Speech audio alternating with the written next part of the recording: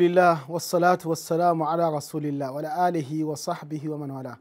Rabbi shrah li sadri wassir li amri wahlul 'uqdatan min lisani yafqahu qawli. Subhanaka Allahumma la ilma lana illa ma 'allamtana innaka antal alimul hakim. Yan uwa masu albarka, assalamu alaikum wa rahmatullahi wa barakatuh. A irin wannan lokaci a wa'annan watanni masu albarka masu alfarma wanda Allah subhanahu wa ta'ala yake lunlun kala da dake a ciki, kamar kuma yadda ya tsoratar da mu akan saba mashi a ciki saboda ana ninninka zunubai, su ne ashhurul hurum, watanni waɗanda suke masu hurumci, masu daraja da kima wajen Allah subhanahu wa ta'ala: dhulqa'da, dhulhajja, muharram da kuma rajab. Daɗi da ƙari kuma dhulqa'da da dhulhajj suna cikin watanni kuma na aikin hajji waɗanda ake yin harama, shawwal, dhulqa'da, dhulhajji da aikin hajji a ciki. Watanni ne waɗanda Allah subhanahu wa ta'ala ya darajanta ya kimanta, yana ninninka ladan bayi a ciki. Kuma a wannan watanni ne ake yin harama domin aje aikin hajji, wannan ibada mai girma wadda Allah subhanahu wa ta'ala ya yekuwa ga al'umma musulmi gaba ɗaya akan kowa ya dage ya samu isa zuwa wannan ɗaki idan ya samu dama. Akan wannan ne za mu yi tsokaci akan addu'o'i da ya kamata bawa ya fuskanci ubangijin shi da shi a cikin waɗannan kwanaki masu albarka, musamman waɗanda Allah subhanahu wa ta'ala ya ba dama suka je aikin hajji da kuma wanda ke zaune a gida. Addu'a ita ce ibada, kamar yadda ya zo cikin hadisi ingantacce: addu'a huwal ibada. Addu'a ita ce bauta, mato inda ake gane tsantsan bauta cewa kai bawa ne kuma ka rusu daga ubangijinka lokacin da ka daga hannu kana roƙon Allah biyan bukata, lokacin da ka nuna cewa kai baka da wani abu da za ka iya wa kanka sai abin da ubangijinka yi maka, lokacin da kake neman agaji a kowane abu, karanci babba ne ko karami, daga wajen ubangijinka. To wannan ita ce cikakkiyar bauta wadda Allah subhanahu wa ta'ala yake bukata.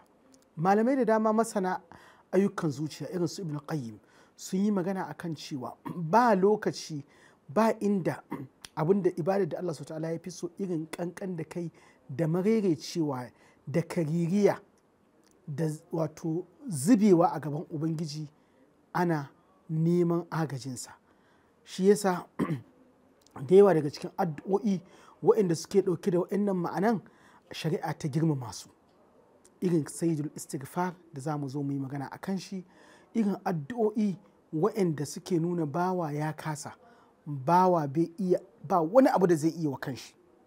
Su don haka wannan bayanai da za mu yi bi idin la'azzawajal a kan addu'o'i mafi muhimmanci wanda ya kamata bawa ya dage da yin su a cikin kwanaki masu albarka, a wurare masu albarka, wurare na ibada, musamman lokacin aikin hajji, wurare sawa'un wajen dawafi ne ko wajen sa'ayi safa da marwa, ko lokacin da ake shan zanzam, ko lokacin da aka tsayo a arafa, ko lokacin da aka zo wajen muzdalifa, ko lokacin da aka je mash'aril haram, ko lokacin da aka yi jifa ta farko kafin a yi jifa ta biyu da manzon Allah sallallahu alaihi wasallam ke tsayawa ya addu'a, a lokacin kwanaki amina, ko lokacin da aka je tawafi na ifada ko na ban kwana. Wa'annan duk lokuta ne wa'anda Allah subhanahu ta'ala yake karban addu'a a cikin su, tare da cewa watannin gaba daya watanni ne na karban addu'a, ko kuma kwana uku bayan an gama aikin haji wanda manzon Allah sallallahu alaihi wasallam ya ce muna ayyamu aklin wa shurbin wa dhikrillah, kwanaki ne na a ci